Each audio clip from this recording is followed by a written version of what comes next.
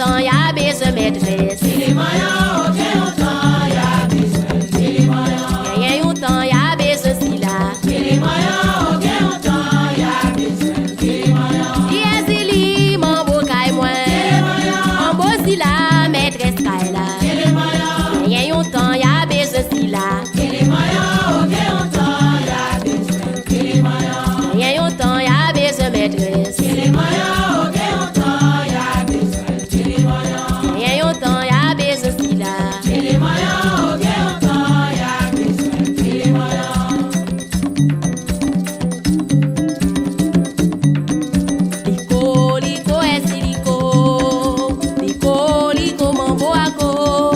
Esi liwo, yo tout manger mon ato. Ou innocent, bon Dieu va garder. Liko, esiliko, liko, esiliko, esiliwo, yo tout manger mon accord. Innocent, bon Dieu va garder. Liko, liko, esi liko. Liko, liko, mon beau ako. Esi liwo, yo tout manger mon adieu. Ou innocent, bon Dieu va garder. Liko, esiliko, liko, esiliko, esiliwo, yo tout manger mon accord. Innocent, bon Dieu va garder. Liko, liko, esi liko. Liko, liko, mon beau ako.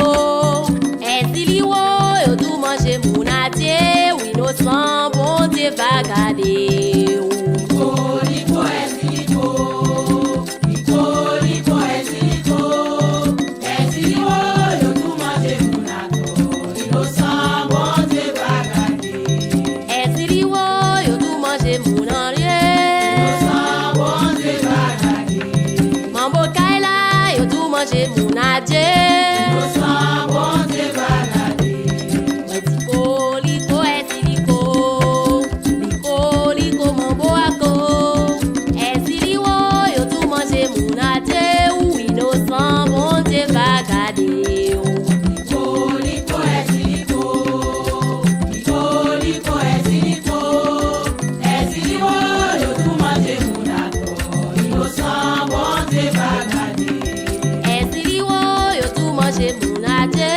Innocent, bon Dieu va garder. Mambo kaila, yo tout manger mon arié. Innocent, bon Dieu va garder. Esi liwo, yo di ou manger mon ato.